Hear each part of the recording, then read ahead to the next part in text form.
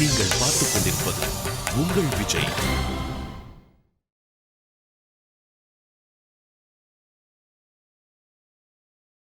இத பாருங்க, நல்லா இருக்கும், உங்களுக்கு செட் ஆகுங்க. அப்படியா? சரிங்க, வேற காட்டுறேன். முதல்ல இத பாருங்க. என்கிட்ட இதை விட இன்னும் நல்ல புடவையெல்லாம் இருக்கு. எனக்கு கொஞ்சம் வாங்கல. சந்தியாக்காவும் பெரியவரும் என்ன பண்றாங்கன்னு இப்பதான் நான் பாத்துட்டு வந்தேங்க. அவங்க 2 பேரும் ரொம்ப சந்தோஷமா சிரிச்சுக்கிட்டு இருக்காங்கங்க. அதுவும் ரொம்ப சத்தமா. அவங்க 2 பேரும் ஒரே வலைக்குள்ள மாட்டிக்கிட்டு, அத சொல்லவே எனக்கு ஒரு மாதிரியா இருக்கு தெரியுமா? நான் ஒன்னு சொல்லட்டுமா? அவங்க இந்த வீட்டை விட்டு போனதுக்கு அப்புறம் ரொம்ப சந்தோஷமா இருக்காங்க. நான் சொல்றது உண்மைதாங்க. அதுக்கு என்னவா? இது எல்லாம் உங்க அம்மா தான் கண்ணால பாத்துருக்கணும். இந்த சிரிப்பு அவங்க கேட்டிருந்தா உங்களுக்கு எல்லாமே புரிஞ்சிருக்கும். நான் போய் அத்தையை கூட்டிட்டு வரேன். ஆமா, நில்லுடி. உனக்கு ஏதாவது பைத்தியம் பிடிச்சிருச்சா? மூளைக்கு ஏதாவது ட்ரீட்மெண்ட் பண்ணிக்க. மூளை குழம்பிடுச்சு போல இருக்கு. இது அம்மா கிட்ட சொன்னீங்கன்னா உனக்கும் பிரச்சனை, எனக்கும் பிரச்சனை. அதனால தேவையில்லாம பிரச்சனை பண்ணிட்டு இருக்காது.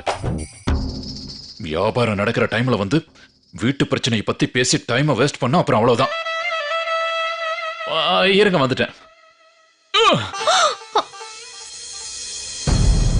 அத்தையா? அட, என் வேலை இப்ப தானாவே நடந்துரும் போல இருக்கே.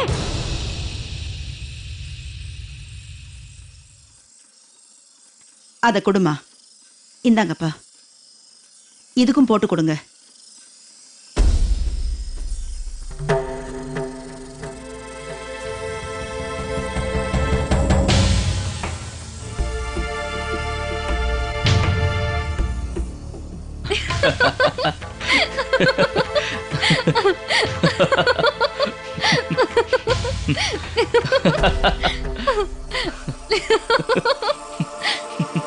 இந்தாங்க சாப்பிடு.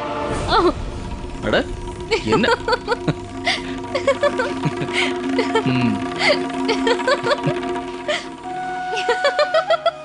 என்ன சந்தியா? இன்னைக்கு கடவுள் என் பக்கம் இருக்காரு. அதான் அத்தையே நேர்ல வந்து எல்லாத்தையும் பார்த்துட்டாங்க. ஏதோ ஒரு வேலையா வெளியில வந்தாங்க. இவங்க சிரிப்பை பார்த்து ரொம்ப கோவப்பட போறாங்க.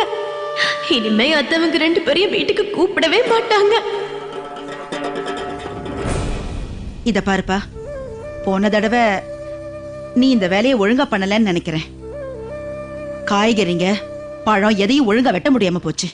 இந்த வாட்டியாவது ஒழுங்கா பண்ணி கொடு. சந்தியா, எனக்கு என்னவோ இதுவே போதும்னு நினைக்கிறேன். யாரது? யாருங்க? என்ன தங்கச்சி, வீட்டுக்கு யாராவது வந்திருக்காங்களா என்ன? நம்ம சவிதாவுக்கு வேண்டியவங்க வந்திருப்பாங்கன்னு நினைக்கிறேன். நல்லா டேஸ்டா இருக்குல்ல? அதெல்லாம் ஒண்ணும் இல்லக்கா, நம்ம வீட்டுக்கு யாரும் வரல. சாப்பிடுங்க. இந்த சிரிப்பு சத்தம் நம்ம வீட்ல இருந்து வருதுன்னு தான் நான் நினைச்சுக்கிட்டு இருந்தேன் தெரியுமா? நான் ஒரு பைத்தியக்காரி. இந்த மாதிரி சந்தோஷமா சிரிக்கிற சத்தம் நம்ம வீட்டுக்குள்ள இருந்து எப்படி வரும்? அதான் எப்பவோ காணாம போயிடுச்சு. நானும் ஆரம்பத்துல அப்படிதான் நினைச்சேன். ஆனா ஒன்னு சொல்லட்டுமா? எனக்கு தெரிஞ்சு யாரோ 2 பேரு ரொம்ப சந்தோஷமா நிம்மதியா இருக்காங்க. அதான் இவ்வளவு சத்தம் வருது. உனக்கும் அந்த மாதிரி தானே தோணுது?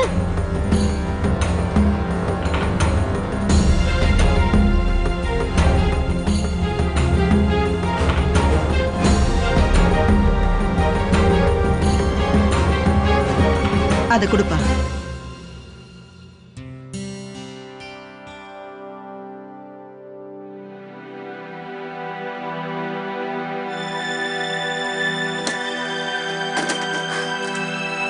இந்த மீனாட்சி ரொம்ப கூரா இருக்குல்ல? நல்லா பார்த்து பொடி. இன்னொரு தடவை அடுத்தவங்க விஷயத்தை பத்தி பேசின உன்னோட கையை நீயே வெட்டிக்க வேண்டியதாயிடும்.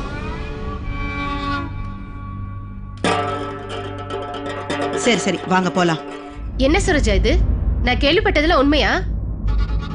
என்ன விட இந்த வேலையை இவங்க தான் நல்லா பண்ணுவாங்க. இவ்வளவு பெரிய விஷயத்தை நான் கேள்விப்பட்டது எனக்கு எதுவுமே புரியவே இல்ல. இது வரைக்கும் என்ன நினைச்சிட்டு இருந்தேன் தெரியுமா? யாரோ என்கிட்ட பெரிய பொய் சொல்லிட்டாங்கன்னு தான் நினைச்சேன். யார் இத பத்தி என்ன சொன்னாலும் சரி, ஆனா நான் என் வகையில இந்த விஷயத்தை உன்கிட்ட கேட்டாதான் என்னால இந்த விஷயத்தை நம்ப முடியும். எனக்கு என்ன தோணுது தெரியுமா? இந்த ஏரியால இருக்கிறவங்க எல்லாம் பொய் சொல்றாங்கன்னு தான் எனக்கு தோணுது. அது மட்டும் இல்லாம எல்லாருக்குமே கண்ணு தெரியாம போயிடுச்சு. பைத்தியக்காரத்தனமா ஏதேதோ பேசிட்டு இருக்காங்க. அவங்க என்ன சொல்றாங்கன்னா, சூர்யா உன்னை விட்டு பிரிஞ்சு போறதை எல்லாரும் பார்த்தேன்னு சொல்றாங்க. சூர்யாவா? வாய்ப்பே இல்ல. இங்க பாரு, இப்ப கூட நான் நம்ப மாட்டேன். சூர்யா உன்னை கடவுளா தானே பாக்குறான். வீட்டு பொறுப்புகள் எல்லாம் ஏத்துக்கிட்டு சூர்யா எவ்வளவு நல்லபடியா சந்தியா கூட சேர்ந்து எல்லாத்தையும் பண்ணிட்டு இருக்கான். இப்ப கூட என்னால நம்பவே முடியல. இப்ப கூட உன் குடும்பத்துக்கு அவங்க 2 பேரும் ரொம்ப பாதுகாப்பா இருக்காங்கல்ல, எனக்கு எவ்வளவு ஆச்சரியமா இருக்கு தெரியுமா? அதனாலதான் சொல்றேன், நீங்க சொன்னதெல்லாம் போய் நிரூபிக்கிறேன்னு உங்களை கூட்டிட்டு வந்தேன். உண்மையை உங்க கிட்ட சொல்லு, அப்பதான் இவங்க எல்லாம் வாய் மூடிட்டு இருப்பாங்க.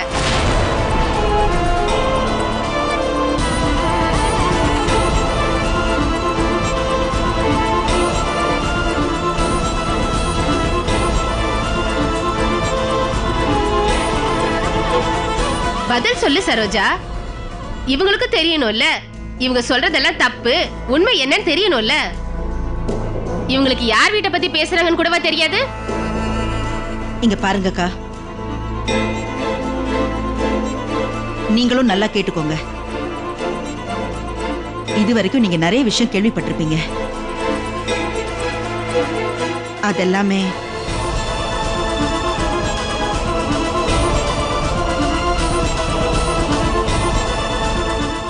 பெரியமா, நீங்க கேள்விப்பட்ட விஷயத்துல முழுசா உண்மை எதுவும் இல்லை. அதுல பாதிதான் உண்மை. ஒரு அம்மாக்கு பிள்ளைக்கு இடையில எப்படி பிரிவு ஏற்படும்?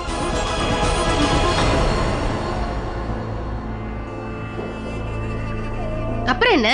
எங்க பாருங்க பெரியமா, உங்களுக்கு ஒரு விஷயம் தெரியும்னு நினைக்கிறேன். நாங்க எல்லாரும் அம்மா மேல உயிரே வச்சிருக்கோம். அப்படி இருக்கும்போது நீங்களே சொல்லுங்க, ஒரு மனுஷன் தன்னோட உடம்புல இருக்கிற ஒரு பகுதியை ஒருவேளை பிரிச்சு வச்சுட்டான்னா அவனால உயிரோட இருக்க முடியுமா? உடம்புல இருந்து பிரிஞ்ச பகுதியும் உயிரோட இருக்காது, மனுஷனும் நிம்மதியா வாழ முடியாது. அதே மாதிரி தான் இதுவும். ஏதோ சந்தர்ப்பத்தால நீங்க தப்பா புரிஞ்சுட்டு இருக்கீங்க. ஆனா அதுல விஷயம் என்னன்னா, ஒரு காரணத்துக்காக நாங்க வெறும் 15 நாள் மட்டும் பிரிஞ்சிருக்கோம்.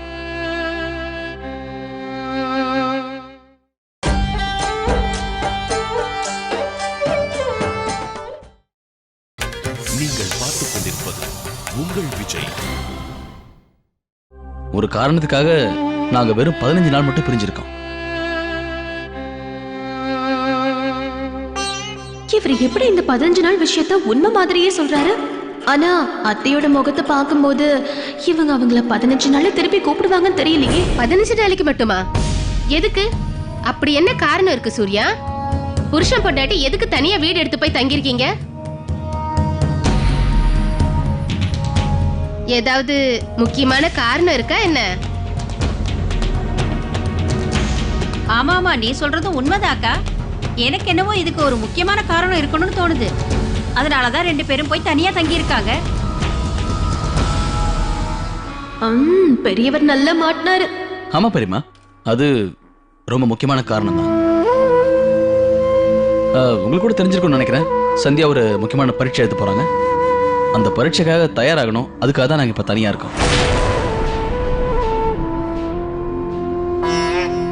சந்தியா அந்த பரீட்சையில பாஸ் ஆன உடனே நாங்களாம் திரும்ப ஒரே வீட்டுக்கு வந்துட போறோம். பரவாயில்லையே, பெரியவர் எந்த உண்மையும் சொல்லாம எல்லா விஷயத்தையும் அப்படியே மறைச்சிட்டாரு. இந்த பெரியவர் புத்திசாலியா இல்ல நம்ம அத்தை புத்திசாலியான்னு தெரியலையே. அப்படியா? இதுதான் விஷயமா? பரீட்சை வரைக்கும் நீங்க 2 பேரும் பிரிஞ்சிருக்கீங்கன்னா அப்ப சமையல் கூட தனியா பண்றதுக்கு என்ன அவசியம் இருக்கு?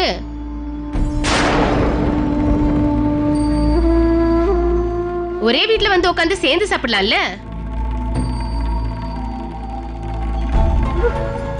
இல்ல பெரியமா, அது வந்து தனியா சமைக்கிறது கூட சந்தியாவோட பரீட்சையில ஒரு பகுதி தான்.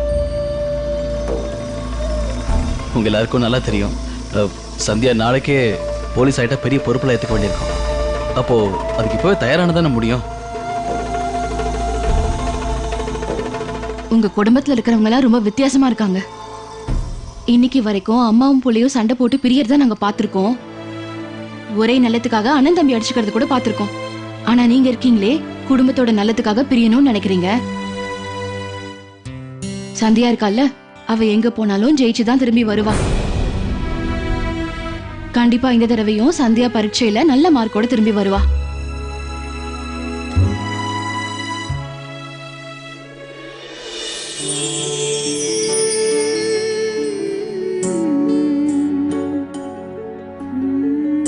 அக்கா, நம்ம மார்க்கெட்டுக்கு போகணும்ல, வாங்க போலாம். வாங்க வாங்க.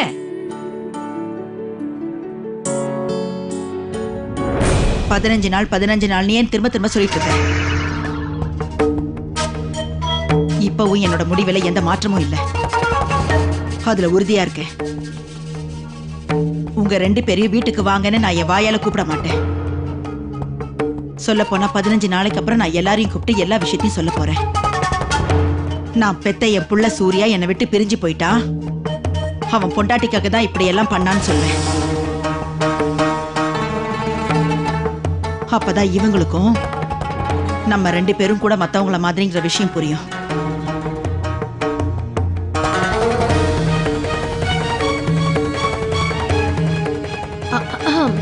ஒண்ணு மட்டும் நான் உறுதியா சொல்றேன் பெரியவரே, அத்தை ஒரு தடவை ஒரு விஷயத்த சொன்னாங்கன்னா அதை மீற மாட்டாங்க.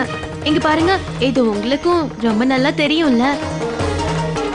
15 நாளைக்கு அப்புறம் இந்த ஏரியாவுக்கு இந்த விஷயம் தெரியும். அதுக்கப்புறம் இந்த விஷயம் எங்க அம்மா மாதிரி உன்னை பத்தி எனக்கு நல்லா தெரியும். எனக்கு முழு நம்பிக்கை இருக்கு. இந்த 15 நாட்குள்ள நிச்சயமா அம்மா வீட்டுக்கு கூப்பிடுவாங்கிற நம்பிக்கை எனக்கு இருக்கு. மகசத்யா,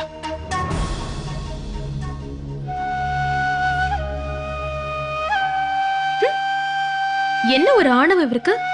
இதுவும் நல்லாதான் இருக்கும். அம்மா ஜெயிக்க போறாங்களா இல்ல புள்ள ஜெயிக்க போறாரா?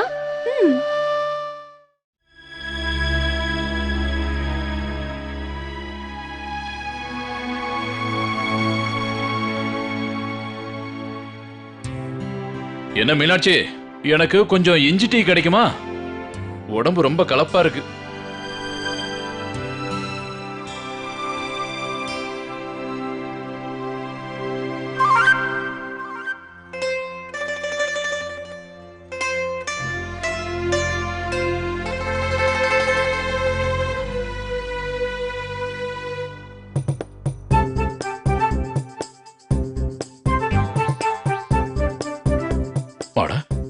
என்னால நம்பவே முடியல மீனாட்சி.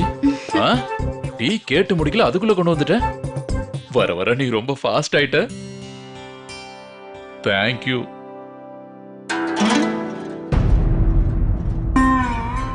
என்ன மீனாட்சி, என்னது இது? கிண்டல் பண்றியா?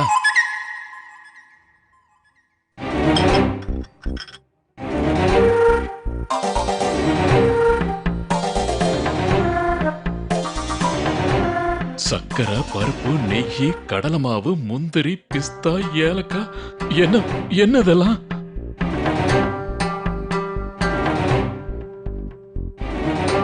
என்ன மீனாட்சி இது?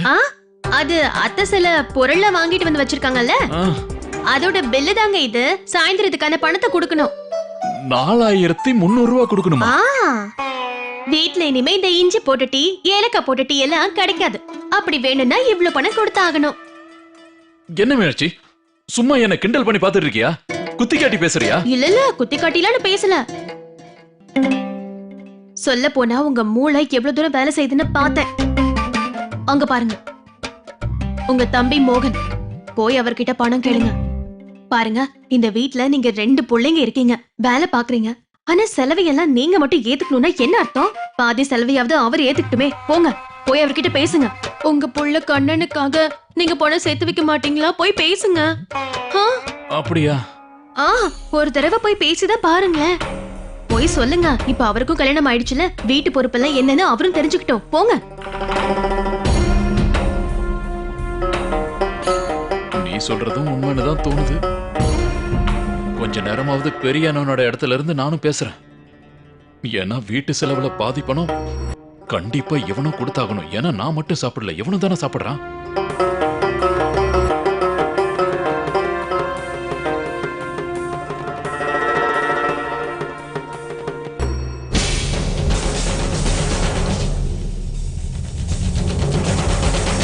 இது என்னங்கண்ணா?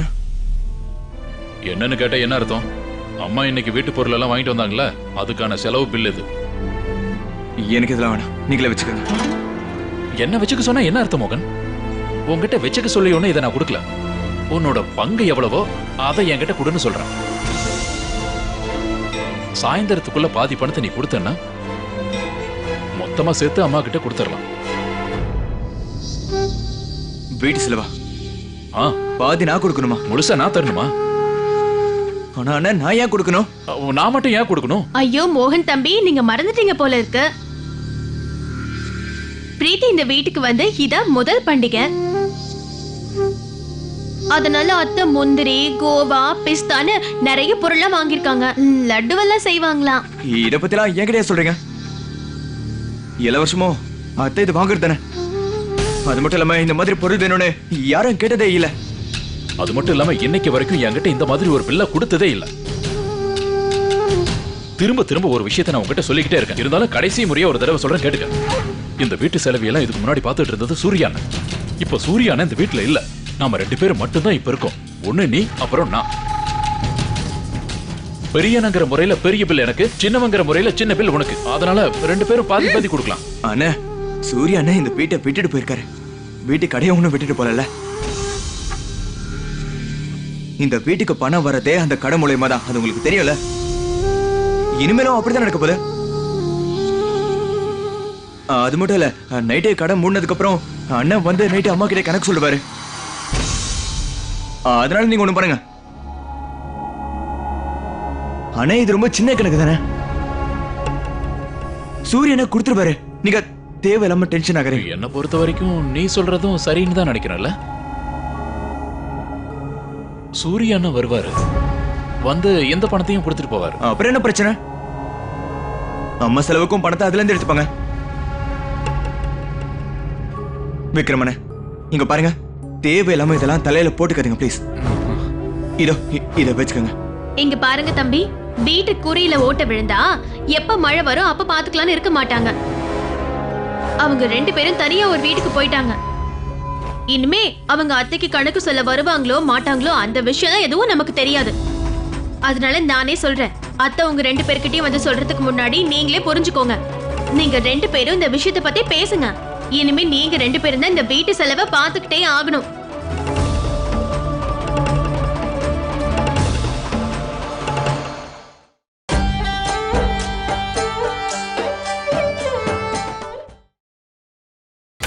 நீங்கள் பார்த்துக் கொண்டிருப்பது உங்கள் விஜய்.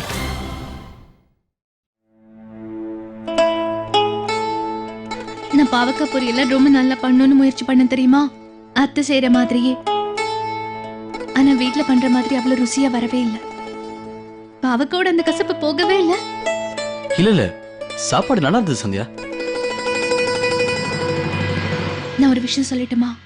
என்னோட சந்தோஷத்துக்காக தான் நீங்க இப்படி சொல்றீங்கன்னு எனக்கு நல்லா தெரியும். இல்ல சாப்பாடு நல்லா இருந்தது சந்தியா. அது வந்து ருசி சாப்பாடுல இருந்து வந்துச்சா இல்ல சமையல் பண்ணவங்க கையில இருந்தான்னு தெரியல. என்ன வித்த காமிச்சிங்களோ? அப்புறம் இன்னொரு விஷயம், கடைக்கு ஒரு 5 கிலோ பாத்திரம் வேணும்னு சொல்லியிருந்தேன் உங்ககிட்ட. அதை வாங்கிட்டு வந்தீங்களா இல்ல மறந்துட்டீங்களா? அட, அது எப்படி நான் மறப்பேங்க? இப்ப நான் மண்ணெண்ணெய் வாங்க மறந்ததுக்காக மத்த பொருள்லாம் மறந்துடுவேன்னு ஒன்னும் அர்த்தம் இல்லையே. பாத்திரம்லாம் நான் வாங்கிட்டு வந்திருக்கேன். அப்புறம் உங்களுக்கு தெரியுமா, எல்லாத்தையும் நான் பார்த்து பார்த்து வாங்கினேன். விலை எல்லாம் பேசி பேசி ஒரு 10 ரூபாய் கம்மி கூட பண்ணிருக்கேன். 10 ரூபாய் குறைச்சிட்டீங்களா? பரவாயில்லையே. ஆமா, அந்த பாத்திரம் எங்க இருக்கு? கண்ணில் படவே மாட்டேங்குது.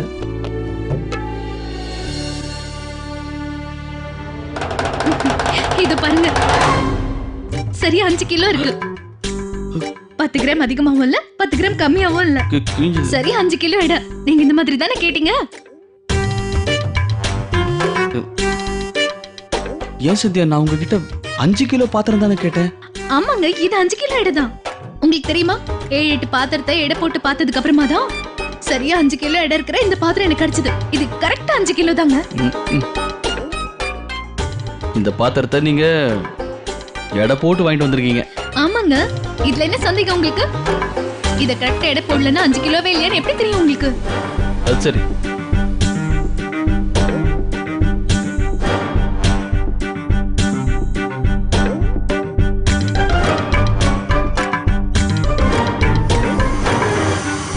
அண்ணன் தம்பி 2 பேரும் இந்த வீட்டு செலவை பாதி பாதி ஏத்துக்கிறதுக்கு தயாராயிடுங்க. அண்ணி என்ன பேசுறீங்க? அண்ணா முதல்ல இத புடிங்க. இப்ப எதுக்கு இது நீ என் கையில கொடுக்குற? இத புடி, இத நீயே வச்சுக்க.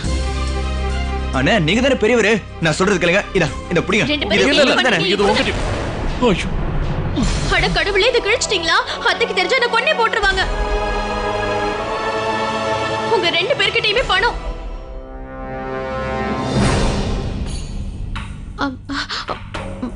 மோகன் தம்பி, உங்க பிரச்சனை எனக்கு நல்லா புரியுது. எனக்கு எல்லாமே தெரியுது. நீங்க ஏதோ சாதாரணமா ஒரு வேலை செய்றீங்க. மாச கடைசியில உங்ககிட்ட பணம் கேட்டா எப்படி கிடைக்கும்? சம்பளம் வந்தாதான் பணம், அதுவும் கொஞ்ச நாளே தீந்து போயிடும்னு எனக்கு தெரியும். அதனால நான் ஒரு யோசனை சொல்லவா? உங்க 2 பேருக்கும் கல்யாணம் நடந்தப்போ உங்களுக்கு கவர்ல பணமா கொடுத்தாங்கல்ல, கண்டிப்பா அதுல ஒரு 30,000 40,000 இருக்கும்னு நினைக்கிறேன். அதத்தான் சொல்றேன். அந்த பணத்தை எடுத்து செலவுக்கு கொடுங்க. உங்களுக்கு பணம் வரும்போது அதுல போட்டுருங்க. என்ன சொல்றீங்க?